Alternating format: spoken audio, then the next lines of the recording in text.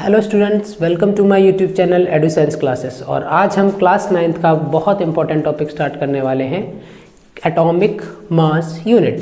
और इस टॉपिक में ज़्यादातर बच्चों को डाउट रहता है, तो जिन बच्चों को ज़्यादा डाउट रहता है वो इस वीडियो को लास्ट तक देखें। इस बात की गारंटी मेरी है कि जिसने ये वीडियो पूरा देख लिया उसको ये टॉपिक 100% समझ आ जाएगा।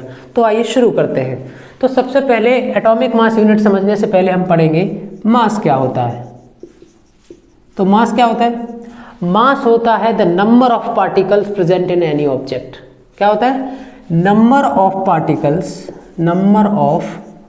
Particles present in any object. किसी भी ऑब्जेक्ट के अंदर जो पार्टिकल्स की संख्या होती है वही मास होता है। जैसे कि अगर हम कोई ऑब्जेक्ट ले लेते हैं, सपोज करते हैं ये कोई ऑब्जेक्ट है और ये 100 पार्टिकल से मिलके बना है, 100 पार्टिकल से मिलके बना है। तो इस ऑब्जेक्ट का जो मास होगा वो किसकी वजह से होगा? वो इन 100 पार्टिकल्स की वजह से होगा। समझ आ रही है? जैसे एक और कोई ऑब्जेक्ट है और ये बना है 1000 पार्टिकल से मिलके, तो इस ऑब्जेक्ट का मास किसकी वजह से होगा? इन 1000 पार्टिकल्स की वजह से होगा। समझ आ रही है बात? तो इसमें 100 पार्टिकल्स हैं, इसमें 1000 पार्टिकल्स हैं। जिसमें ज़्यादा पार्टिकल्स होंगे उसका मास ज़्यादा होगा और जिसमें कम पार्टिकल्स होंगे उसका मास कम होगा। ठीक है? तो मास किस पे डिपेंड कर रहा है? मास डिपेंड कर रहा है पार्टिकल्स के ऊपर। मेरे ख्याल से इतनी बात समझ आ गई होगी। अब मास के यूनिट की बात करें, यूनिट ऑफ मास तो सबको पता है, मास की यूनिट होती है किलोग्राम। ठीक है? और हम जो डेली की चीज़ें हैं वो ज़्यादातर किस में लेने जाते हैं? किलोग्राम में। जैसे तुम सब्जी लेने जाओगे, मम्मी सब्जी लेने के लिए अगर तुम्हें भेजेंगी, बोलेंगी 1 किलो टमाटर ले आओ, 1 किलो आलू ले आओ, तो भाई किलोग्राम में ला रहे हो, है ना? तो किलोग्राम जो है ये डेली लाइफ में हमारी मदद करती है। कोई भी चीज़ को तुम लेने जाओगे बाज़ार से तो वो किलोग्राम में लेके आओगे। तो ये तो बात हो गई डेली लाइफ को डील करने वाली, है ना? अगर हम बात करें कि अगर तुम्हें मेज़र करना है, वे करना है एटम्स के मास को, एटम्स के मास को मेज़र करना है, वे करना है, तो कैसे करोगे? अब भाई डेली लाइफ की चीज़ों को तो तुम किलोग्राम में कर रहे थे, एटम्स के मास को मेज़र करने के लिए हमने एक यूनिट जानी है जिसका नाम है atomic mass unit. Atomic mass unit. तो एटम्स को वे करने के लिए जो यूनिट यूज़ की जाती है वो होती है एटॉमिक मास यूनिट। जैसे डेली लाइफ की चीज़ों को मेज़र करने के लिए, वे करने के लिए किलोग्राम होता है, वैसे ही एटम्स को वे करने के लिए होता है एटॉमिक मास यूनिट। ठीक है? तो इतनी तो बात समझ आ गई कि भाई एटॉमिक मास यूनिट होती है एटम्स के मेज़र करने के लिए और डेली लाइफ की चीज़ों के लिए होती है किलोग्राम। अब दूसरी बात ये कि अगर जैसे तुम कुछ लेने गए, जैसे मान लो सपोज करो 1 किलोग्राम कुछ लेके आए मार्केट से, शुगर लेके आए 1 किलोग्राम सपोज करो, लेकिन ये 1 किलोग्राम आखिरकार कितना है और कैसे डिसाइड किया गया हो? जो दुनिया में जब सबसे पहले अगर बात करें तो 1 किलोग्राम दुनिया में कैसे डिसाइड किया गया होगा? आखिरकार ये डिसाइड कैसे किया होगा? ये एक बड़ा क्वेश्चन है। तो इसका आंसर ये है कि कुछ बुद्धिजीवी लोगों ने क्या किया, एक प्लेटिनम का टुकड़ा लिया। ठीक है? एक प्लेटिनम का पीस लिया। सपोज करो ये प्लेटिनम का पीस है, और इस पीस को उन्होंने बोल दिया दिस इज 1 kg। ये कितना है? ये 1 किलोग्राम है। और आज से दुनिया में सभी लोग इसी को 1 किलोग्राम बोलेंगे और ये डिसाइड कर दिया गया। और रियलिटी में इस ऑब्जेक्ट को, प्लेटिनम के पीस को रखा गया है फ्रांस की एक लेबोरेटरी में, रखा गया है। और फिर हुआ क्या? अब ये तो डिसाइड हो गया भाई ये 1 किलोग्राम है, इसको अज्यूम कर लिया कि 1 किलोग्राम है, लेकिन दुनिया में कैसे सब जगह वेट फैला दिए गए? उसके लिए सब हम जानते हैं वेइंग मशीन होती है। अब वेइंग मशीन में तुम्हें पता है इस तरीके की होती है, हमने देखी होगी अपनी पुरानी वाली वेइंग मशीन। अब यहाँ पे मान लेते हैं ये प्लेटिनम का टुकड़ा रख दिया, ये प्लेटिनम का पीस रख दिया, और हमने कोई ऑब्जेक्ट लेके आए और इसको यहाँ रख दिया, और ये दोनों बराबर हो गए, बैलेंस हो गए। क्या हो गए? बैलेंस।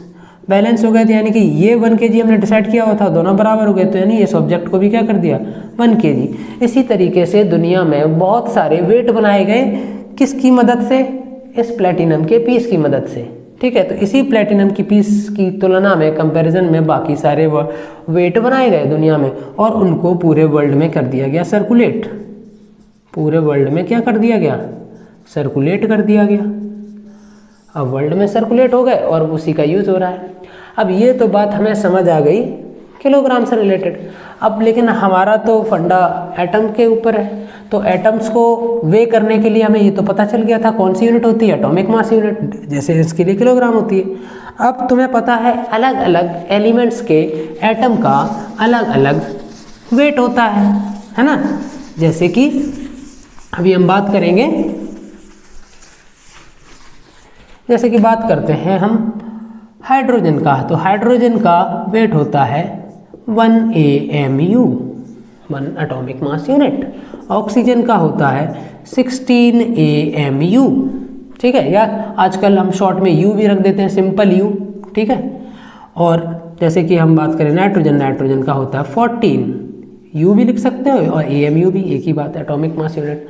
लेकिन अब यहाँ पर भी सेम सवाल, जैसे कि वहाँ पर तुम 1 किलोग्राम कैसे डिसाइड किया गया था, तो यहाँ पर भी 1 एटॉमिक मास यूनिट कैसे डिसाइड किया गया होगा, ये एक बड़ा क्वेश्चन है ना।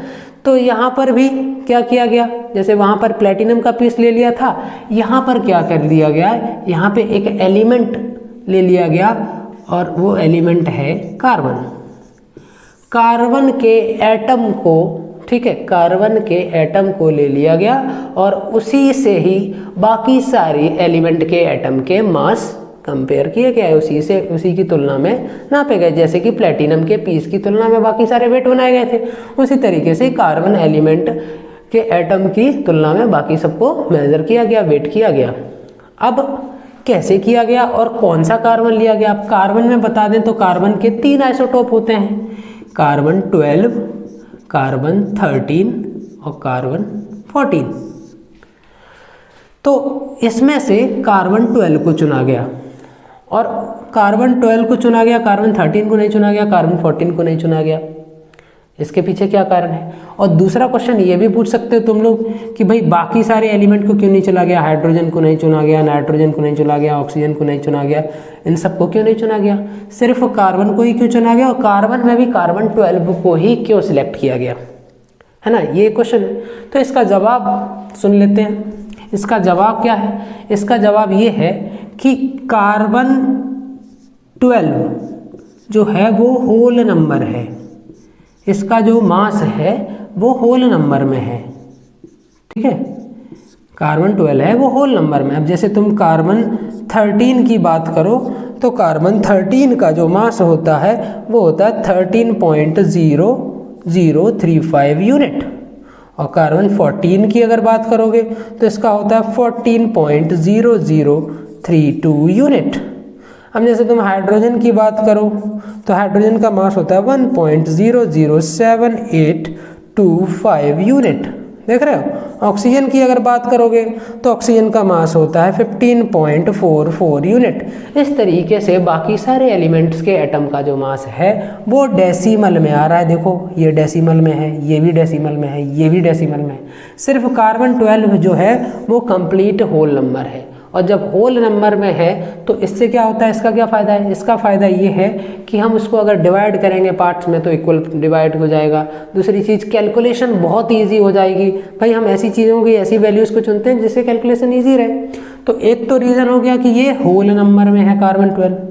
दूसरा रीज़न क्या है? दूसरा रीज़न है कि ये मोस्ट एबंडेंट है, मोस्ट एबंडेंट है। ज़्यादातर चीज़ों में दुनिया में ये पाया जाता है, यानी कि 97% चीज़ों में कार्बन मिलता है। दूसरा ये मोस्ट स्टेबल है, मोस्ट स्टेबल है। तो ये 3 कारण हैं, ठीक है। एक तो होल नंबर, ठीक है, सबसे इम्पोर्टेंट कि इसकी जो वैल्यू है वो होल नंबर में है, मोस्ट स्टेबल है, मोस्ट एबंडेंट है। तो मेरे ख्याल से अब तुमको ये समझ आ गया होगा कि कार्बन को ही क्यों चुना और कार्बन में कार्बन 12 को ही क्यों चुना, ठीक है। तो इतनी बात क्लियर हो गई होती है। अब आगे बढ़ते हैं।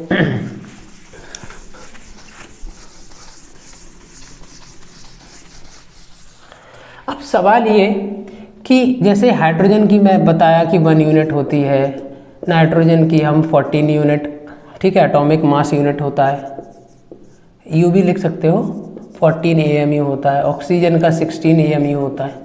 लेकिन ये 1 AMU 14 AMU ये तो इनका डायरेक्ट लिख दिया, लेकिन अब जैसे वहाँ पर 1 किलोग्राम कैसे डिसाइड किया गया था, है ना, उसको ऑब्जेक्ट की तुलना में किया गया था। अब ये जो 1 AMU है, ये 1 AMU कितना है, जैसे वहाँ पूछ रहा था मैं 1 किलोग्राम कितना है, वैसे ये 1 AMU कितना है। तो 1 AMU के लिए अब इतना तो तुम्हें पता चल गया कि कार्बन 12 की तुलना में किया गया है ना। तो अब कार्बन 12 की तुलना में ही इसको यूज़ किया गया है 1 AMU का। तुमने बहुत सारी बुक्स में, मैक्सिमम बुक्स में लिखा होगा कि 1 AMU is equal to the 1/12 of carbon 12 atom. जो 1 AMU है वो कार्बन 12 के 12 पार्ट्स में से एक पार्ट है या एक पार्ट के बराबर है। ये जो 1 AMU है वो कार्बन 12 के जो 12 पार्ट्स हैं उसमें से जो एक पार्ट है उसके बराबर है। इसके हिसाब से तो यही हुआ। अब इसको और इजीली समझने के लिए देखो क्या करते हैं, हम लोग कार्बन एटम लेते हैं, सपोज करते हैं ये कार्बन 12 का एटम है। अब कार्बन 12 है, इसका मास तुम्हें पता ही है 12 AMU होता है। तो हमने क्या किया, इसको 12 पार्ट्स में डिवाइड कर देते हैं, इसको 12 पार्ट्स में डिवाइड करते हैं, जैसे 1 2 3 4 5 6 7 8 9 10 11 12, ठीक है। ये 12 पार्ट्स हो गए भाई, 12 AMU मास था, ये हमने इसको 12 पार्ट्स में डिवाइड कर दिया। अब 1 AMU क्या बोलती है बुक्स कि इट इज़ अ 1/12, यानी कि out of 12 parts it is the 1 part. Just like suppose this is 12 parts, ये पूरे 12 पार्ट है। ये 12 पार्ट में से सपोज करते हैं ये एक पार्ट है, जो ये एक पार्ट है वही क्या है 1 AMU है। यही तो लिखा है कि out of 12 1 of carbon 12 atom, in carbon 12 atom का जो एक हिस्सा है कार्बन 12 एटम का वही क्या है 1 AMU है। तो suppose this is the 1 AMU, ठीक है। इन कार्बन 12 में से जो एक पार्ट है, इन 12 पार्ट में से जो एक पार्ट है वही 1 AMU है। इन 12 पार्ट्स में से जो एक पार्ट है वही 1 AMU है। तो ये मान लेते हैं 1 AMU है। अब 1 AMU कार्बन 12 का एक पार्ट है, तो इसको हमने क्या किया, इसको हमने एक सिंपल सी बैलेंस मशीन पे रखा, जैसे कि यहाँ पिछली बार किया था हमने। ये रहा,